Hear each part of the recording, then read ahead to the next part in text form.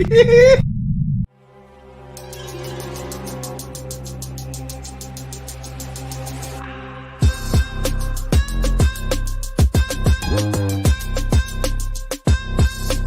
now, shooting it straight with Donnie C. Hello, everybody, and welcome to another episode of Shooting It Straight with Donnie C. Return of the Boys edition. That's right. Today we're speaking about episode number 6, Return of the Boys. Just a little recap of the episodes as they go through. Me and Dave get together, and we talk about what we liked, what we didn't like, what we expected, what we didn't expect, or anywhere it's going to go in between. We'll find out. So, how are you, Dave? I'm great. Thanks for having me on this glorious hot day. Yes, another hot Tuesday. Oh, it's not getting any cooler in Arizona either. No. Freaking brutal. I hate it. It's my Speaking of superpowers, this is my kryptonite. The heat is my kryptonite. I cannot handle any of this. I despise I used to say the winters were the worst for me. Uh-uh. Now, as I'm getting older, the heat is joining that crowd too because I'm just tired of. It just zaps you, man. For me, I prefer the cold because I can bundle up. I can keep warm. You got hand warmers, foot warmers. You got all these different things. You got the vest that have the warming jacket. Right. You can't get cool. You can't cool. I don't care what you do at 110, 115, oh, yeah, nothing. 120. You're dead. Nothing deserves to live out here. It's terrible. It's terrible. That's why it's my kryptonite. The fun part, real quick, getting into your car after it's been sitting there for 8 to 9 hours. You get in there, it's like 110 inside. You roll the windows down real quick. You start it up and go, man, to get the. You don't want to touch the handles. If the handles are metal, you don't want to touch them. And you definitely don't want to hit, when you go to grab your seatbelt, you don't hit the metal on the seatbelt. Don't hit the metal, nope. That can scar you for life. Oh, yeah. All right, so back to business. We're talking about Season 4, Episode 6 of The Boys, titled Dirty Business, with a runtime of about an hour and 5 minutes, so that's kind of been the trend this season. Right. And I might as well, IMDb gave this one a 7.7, which is lower than the last two, more on par with the first 3. But, yeah, I might score that a little lower, but, you know. I would have scored it a little bit lower myself. I understand that they was trying to set up plots or do whatever and trying to get the ball rolling in certain directions. Mm-hmm. But it could have been done in such a quicker format, in such a better way. Yeah. And I mean, this was an S&M episode. Oh, yeah. Yeah.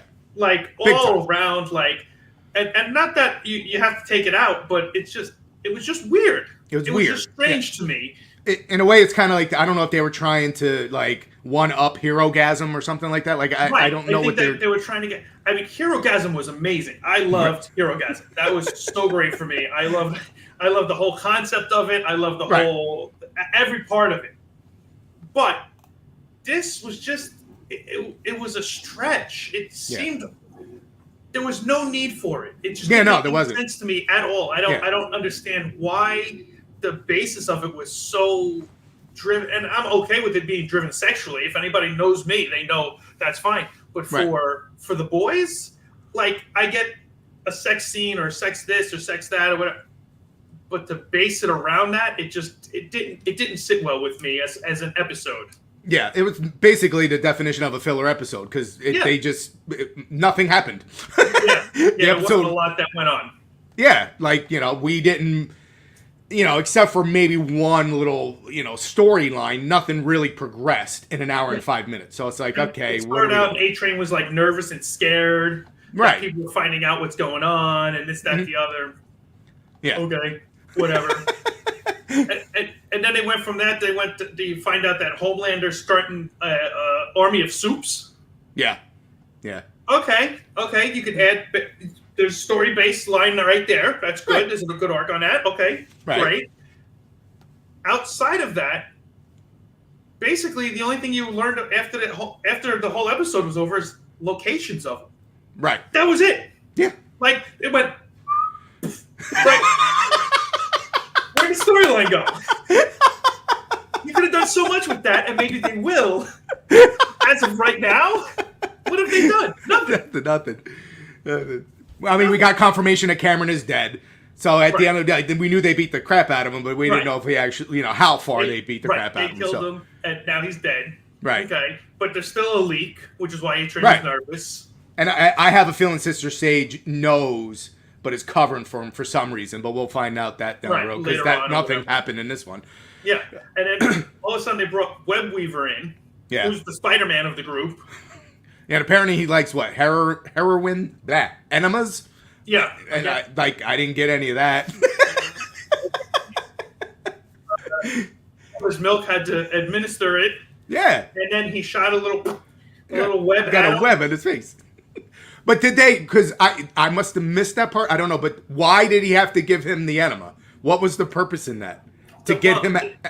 They had to knock him out because he had the invite to go to the party. Okay. So they had to knock him out so that he wouldn't show up at the party. And he would step in for him. Okay. All right. I missed that part then. Okay. Which, again, why he's a web slinger from the back? From the tailbone or from whatever the tailbone of his back. It was just weird. It was just very, very like. He's got that little hole. He's got that little hole in the costume, right? It delivered back. They went to put the heroin in, and he hit the wrong hole. That's not it. I mean, it was just odd. It was just very odd. Very odd.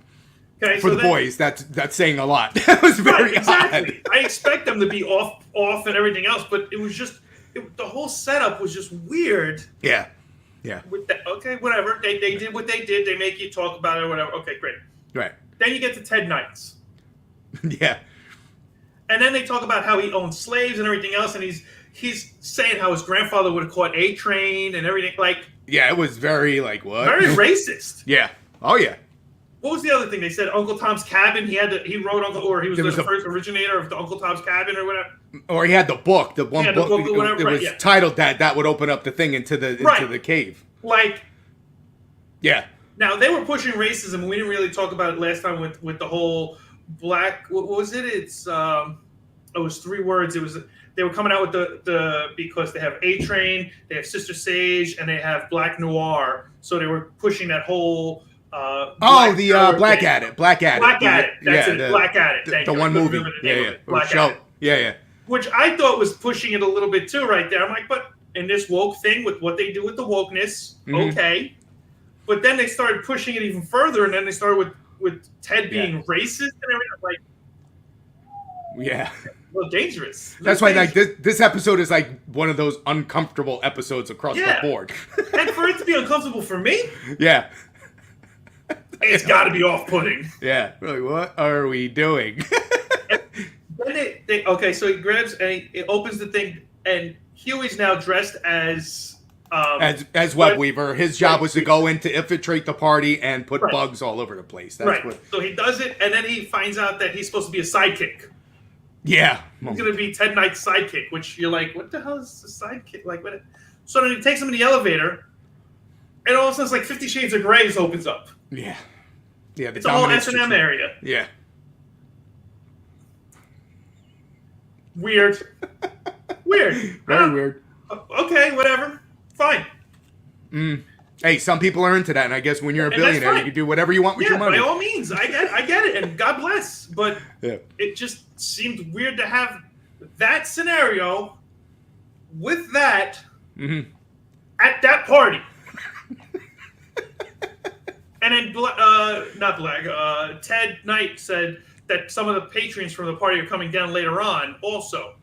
So you're like, okay, so because he was going to Tech Knight was going to have his fun with Huey, and then the other people were going to come down and have his fun with them. Right. So just weird. And then there was a conversation just out of nowhere that Black Noir can fly. Black Noir can fly. Somebody said Black Noir can fly, and I was like, what the like. I missed that one. Man, was I paying attention to this episode? No. Black Noir 2 is complaining that he got Black Noir used to get horny over killing people, and I'm like, this really is S&M all over the place. Yeah. Like, yeah. Well, stay on him for a minute. Like he just basically had a heart to heart with the Deep. This is all they were in the show for. Right. You know, he's like, I give up. I'm going to go do the Cirque du Vault or whatever, which is a spinoff of Cirque du Soleil, I guess. Right. So he's going to do that. But the Deep talked him up, said, listen, man, you just got to, Noir got off on like killing people and stuff. That's what you got to do. And whatever. I don't know. It was just weird. And then Deep was talking about violence is power. Yeah. Like, that was it. And then, okay, so it wasn't bad enough that they were being racist and S&M, which, okay, whatever.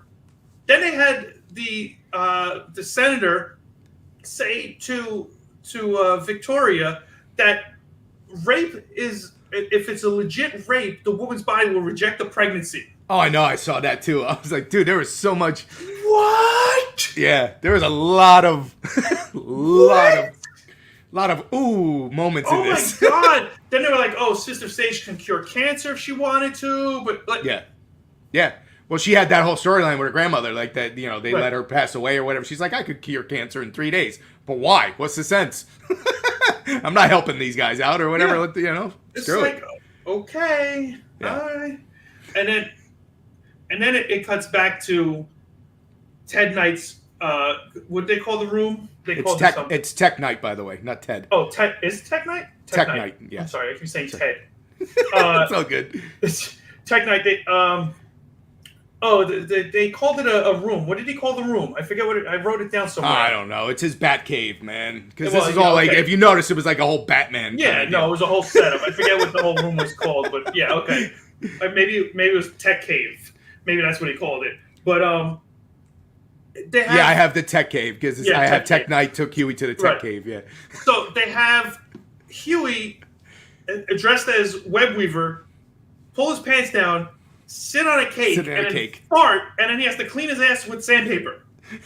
Yeah, I didn't understand that part. What the? Because it's supposed to be rough and it's supposed to be S&M. It's just stupid. I know. It's just stupid. There's no need for that. I'm looking at how is he supposed to clean his ass with that? I don't. It's supposed to hurt. That's the whole point. And then Ashley comes in. Yeah. And Ashley threatens to put her swollen lips on his face, on his mask, and then pee, and she just ate asparagus. Okay? And then she starts talking about being a cannibal, and she wants to bite his dick off and cook it. What? Yeah. And then she gets off by tickling his feet and then smears it on his face. Did you catch? What? Do you know what the? It was the safe word Zendaya. Yes. What does that have to do with anything? Did you put two and two together with that? I tried figuring it out. I couldn't. Yeah, I couldn't figure out what the connection was, and I was trying to think of what Zendaya was in, and this, that, the other, and all the different things she did. I mean, and she did a bunch of like kid stuff. But I was like, I don't even want to pretend like that's going into this. And I was like, okay, as an adult, what did she do? And she did the Greatest Showman and stuff like that. I'm like, well, she was acrobatic, and then I was trying to, and I'm like, I don't know. That's what I'm saying. I don't know.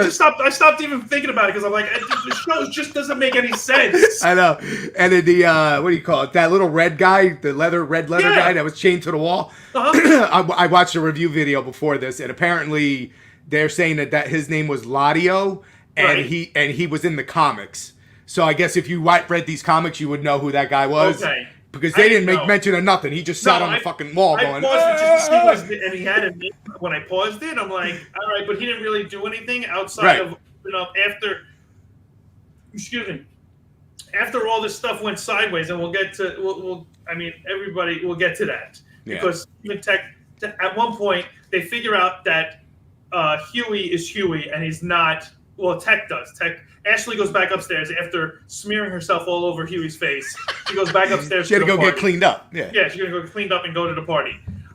Eat some more asparagus, I guess. And then Tech, he realizes that it's not Web Weaver and finds out that it's Huey. Yeah, and he's gonna start cutting holes into him. And his line is, "Everyone has the same holes. It's so boring. Sometimes you have to make your own hole and F them." What? I'm like, it's not getting any better. That's a good pickup line for you, Don. Maybe you should try that. Oh, hey, come over here. How you doing? You got the same holes? That's boring. How about I create some holes? Some extra holes. Oh my god, it was terrible. It was like, okay, so then right before he's about to cut him, while that's happening, Starlight and everybody, MM and everybody's coming in to save Huey. Huey now, and they start fighting. MM shoots Sister Sage in the head. She becomes her doped up self again. Yeah. Now, when Starlight and Firecracker meet each other, yes. Okay, so she apologizes. Starlight apologizes to Firecracker, stuff like that, and then so did I. And then she stabs her. Now, did you know what? Because I didn't know it was a tranquilizer. I thought she like legit stabbed her, and then the next scene she's back and fine. I'm like, wait a minute, she just got shanked. How the hell is she? But then in the video I watched, the same video told me it said she got tranked. I'm like, oh, that makes sense then. Yeah, which was, and then I don't know what the whole thing was with her going into the bathroom and almost getting sick, and then she wasn't, and everything else. I don't know if it was. Yeah. And then maybe it was later on when you find out she's on other chemicals or whatever. So maybe the two chemicals together didn't work together. Maybe I don't know. Right. And we'll get into that in a little bit. But then Kimiko is in the library. Yeah. And she's trying to talk to everybody. Yeah, without her phone. And she's finding books to speak to everybody. I know. It's like, can we get this? Can we get her to talk already? Come on. I mean, this is ridiculous. And it's just finding all the perfect books. Yeah, exactly. If this an emergency scenario. If this episode didn't bring her vocabulary back, it's never coming back, because you would have thought she would have been so frustrated. You know, the first word I remember, fuck, or something. But no, it was pathetic. It was horrible. And then she's finding all the perfect. Do it for his daughter. Yeah. Yeah, because MM had a panic attack. Well, it was a heart attack, but turned into a panic attack. Right. So A-Train came in, and that's when Kimiko was like, "Hey, you got to save him, for his daughter and stuff." And then but she didn't say any of that. She found all the right books. She found all the right books and showed you. It's an emergency. He's having a heart attack. Hold Yeah, exactly. Eminem's dying, but I'm gonna waste minutes looking for books. This word. Yeah, play charades. I mean, it's so stupid. I was very disappointed with this whole thing. Yeah. And then, so then all of a sudden it goes back to the party again, and Homelander and Victoria are talking to all the rich white guys. Right. Well, he did tell Newman though that he knows that Edgar's out. So there was that little thing that he knows. He probably knows that she had something to do with Edgar getting out. Right. He can't or knows something about. Or he knows. Right. He knows he's around somewhere. And they're going to be looking for him or whatever. So, but... And here's a real quick question. Yeah. If Homelander is Superman, doesn't he have, the super hearing? Couldn't he hear? He's got super hearing. He's got super sight. He's got super duper everything. So all this shit that was going on and around there, my man couldn't pick it up. He couldn't pick any of this. Yeah. He couldn't pick any of it up. Nothing. Rumbling around trying to find the right book. Yeah, exactly. No, I don't hear nothing. Everything's fine. It was just the episode was not a good episode. Yeah, no.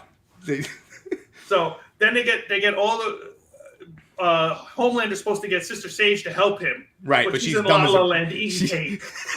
Dude, for me, that was the highlight. That was the highlight of the whole episode. Was sad. Sister Sage all effed up in the corner there, man. It's awesome. Sad. She's like, she got the cake all over her face. It was terrible. Homelander went up there and he tried to give this great speech, but then he's horrible, right?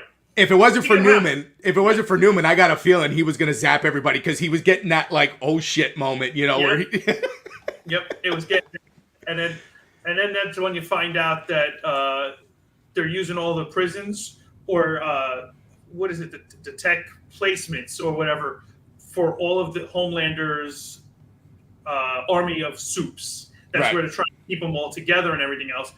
Because you find out because Tech finally, after they start giving away all his money, because that's the only way to hurt a guy who's into S&M, I guess, is to take away his money. They start threatening him and giving away millions and millions of dollars at a time. Yeah. And he finally says what's going on. And you find out that all of his places are where the soups are hiding and waiting to come out for this army of soups. Yeah, the internment camps or whatever they called it, something like that. Right, I don't know. something like that. I forget what it was.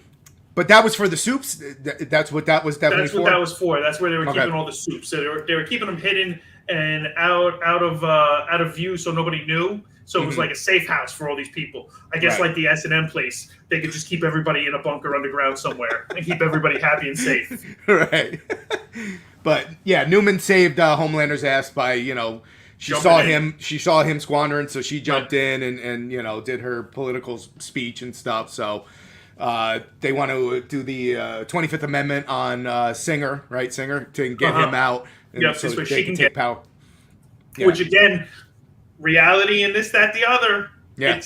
They're very much in line. Kind of makes you wonder, what's going on in like the White House basement or something, or somewhere else. I don't want to know. All I know is the president's son was partying up over there. I don't know what else is going on. After seeing this episode, I don't want to know nothing. You want to know everything. And then after the whole thing goes away, okay, they cut the scene, and then later on, Homelander's in the office, and then Firecracker comes in to tell him how much she loves him and how she's willing to do anything for him. Yeah, because he gave her a chance to be in the 7 and succeed and all that stuff. Yeah. So as a thank you, she undoes her top, and she doesn't show the world. She just shows him. Yeah. And then she shoots. Right, but the first he shoots her down. I don't find you sexually attractive at all. Right, yeah, he shoots her down. And then the surprise. From mother's milk, from real mother's milk, not the guy. That shit hit him like a bazooka, man. It was like, and you see his face like, he got real excited. The next scene, and it's just like season 1. Yeah. Where he's sitting down, he's laying down. Yep. And he's just sucking away. Mm-hmm. He's happier than a pig of shit. Yep. Right. So, and also in that video, they're saying that, because I'm referencing because they made some really good points in there. They were saying that the best way, if their end goal is to give Homelander the virus. Right. So they're saying the best way to give it to him, transmit it, thank you, into Homelander is to give him some spiked milk. You know what I mean? And that'll get it in him and get him sick. So I'm wondering if that can actually happen or will happen down the road. Here's my question, though. How does Firecracker know that he likes milk? I don't know. They never dived into that. Like she just guessed? Hey, I want to know. Ding. Like, what made her even think of that? Why would you think of that? Because all that Madeline and whatever shit was behind the scenes, like not publicly known to anybody. So, I mean, A-Train knew about the bottles of milk, but but he's not going to A-Train knew, and the other Ashley, right? Which, what do you think about that? Do you think Ashley, to save herself, because she saw the draw of all the shit in there, the compound V? Right. Do you think maybe she's like, you know what? I'm going to save myself. I'm going to take some V. So is there a chance we might see like a souped up Ashley down the road? I don't think so. She's more in control of trying to control them, not so much take it. Right, but to save her ass because she knows she's probably going to bite it, man, Maybe? I don't know. I don't see her character doing that. Yeah, I don't either, but I'm just curious because she knows where it is because she saw A-Train hand in the cookie jar. Well, I mean, she's a little off already. I can't even imagine what she'd be as a superhero. I don't know how she would fly or anything else, but I mean, it's going to be strange. I know that. And then Huey and Annie are hanging out at the tail end of the show a little bit. Yeah. And she's like, "Are you okay?" And he goes, "Ashley rubbed one out while tickling my feet. Yeah. I'm not fine. I'm not good." Yeah, he's still recovering from his father passing. Yeah. Everything. Like, now, to tell his girlfriend, is she gonna? I wouldn't kiss him again. Would you kiss him then? I wouldn't kiss him. Like you need to wash your mouth out. Yeah. You need to wash your face out. You need go to bleach sanitize first. Right. You need to. This isn't working between us right now. It's just not happening. And we missed at one point, Frenchie's not taking any visitors. That's right. I skipped that one. Yes. At the prison. You know, because I guess Kimiko went there a couple times. And she's been rejected. So yeah. The lady even said he's not taking any visitors, and she's like, I have nowhere else to go. And she didn't say it because God forbid she could say anything. And she didn't find it in a book. She had to write it down. She actually wrote it this time. She wrote it down this time, which I don't understand. She should have a pen and pad with her at all times. Where did the phone go? This must have been when she was climbing up to get into the house. It fell. Oh, okay, all right. Which to me, I think is stupid that you don't go back and get it, because if anybody's walking the grounds, they see a phone, they're gonna know something's up. Right. Exactly. Like I wonder that's just me. Is there anything else on that phone other than just her communication skills? I have no. I guess we'll find out. I don't know. It's just a way. I don't know. Yeah. And then the only thing that Butcher was in pretty much this whole episode, was at the tail end when he finally figures out, he puts it together that everybody he's been talking, not everybody he's been talking to, but the two people that he's been talking to for guidance and help, are both in his head. Both in his head. Yeah, Becca's like the angel, good and Kessler. Yeah, Kessler's the devil over his shoulder, guiding him into what he should or shouldn't do. Yeah, it's the whole good versus evil thing, and he's just stuck in the middle, going back and forth, which I think is kind of stupid. We all saw it coming, but I think it's stupid the way it didn't make sense. Yeah, there's so many. For me, this episode wasn't even close to a 7. It was weak on all levels. It was a filler. They tried to bring it, make it sexy and everything else with the S&M, or I don't even know if they tried to make it sexy. I just think they missed on all cylinders pretty much. It's like they tried too hard to make it outrageous, and it didn't register. It didn't connect. It didn't hit right. Yeah. Yeah, it was outrageous in a way that you cringed. It wasn't like, ooh, that's good. It was, oh, why? Ooh, what are you doing? What had happened there? What's the guy's name? Samir? So Samir was saying that he doesn't want to do the virus because a virus, in order to take out Homelander, would have to be strong enough to wipe everybody out. So all the soups would have to. It would have to be airborne. Right, it would have to be airborne, and everybody, but all soups would die, including his daughter. So he's not on board with that. But Kessler is in Butcher's head. In Butcher's head, he's all for it. It's 100% go. So. We'll see. I don't know. I'm really hoping that next week's episode, or this week's, I should say, Thursday's episode, is better. I mean, there's only 2 left, so I hope so, man.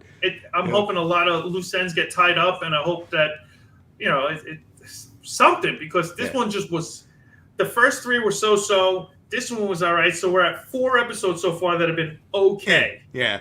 And there's only 8 episodes, so right now, at best, 50%. Yeah. So I'm really hoping, because I'm a fan of the boys. I like what they do. I like the storylines usually. But this one was a miss for me. Yeah. No. Same here. Because the telltale sign was, and we talked about this before we went live, when I was taking notes watching the show. This was the least notes that I'd taken out of any of the episodes, because because basically nothing was friggin' going down. No, so no, that's why I had quotes that people were saying that I rewound. I'm like, what did they just say? Like, that's absurd. Right. Like, I had more quotes. Not that I had more quotes, but I had more quotes this time than ever before, because the storyline wasn't a lot to go on. Yeah. And we'll see where it goes. Hopefully it goes somewhere. I'm not sure, but we'll see. Because obviously we know that they're trying to overthrow the government and the Supes would want to take over or whatever, but okay, can we get there already? Right. How long are you going to set that up for? We knew that from the beginning of the season. Right. Like, we're 6 episodes in now. We already know the storyline behind that. And we're no closer to the end game here. Just because you brought more rich white people in doesn't mean we're any closer to anything. No. Okay, so now you have backing. You had to do a whole episode where you had back. Why couldn't you just say, hey, we've got the backing of so-and-so and so-and-so and so-and-so.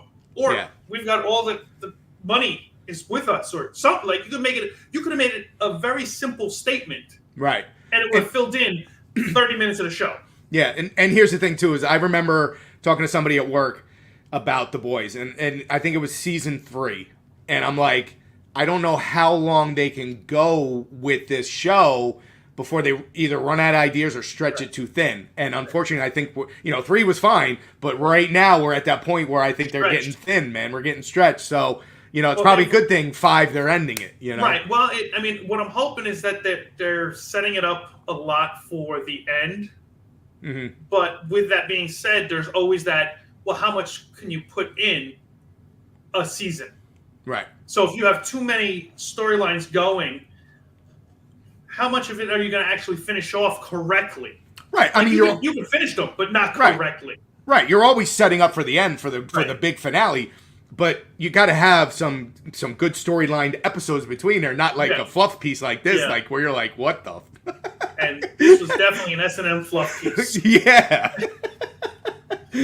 Hopefully this week will be a little bit better. Yeah. We'll find out. There's only. What do we got? 2 episodes left? 2 episodes left, yeah. So we got 2 episodes left this season, so hopefully they come and they hit hard the last 2. We'll see what happens. If you're interested, though, check us out on social media. We've got all the social medias going. Almost all. I'm not on Snapchat. I'm not getting on Snapchat. I've had enough. I do enough already. Thank you very much.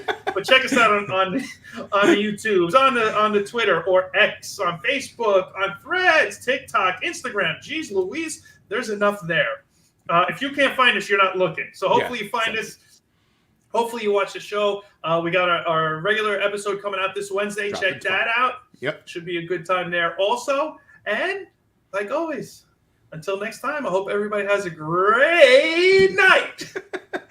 Peace, everybody.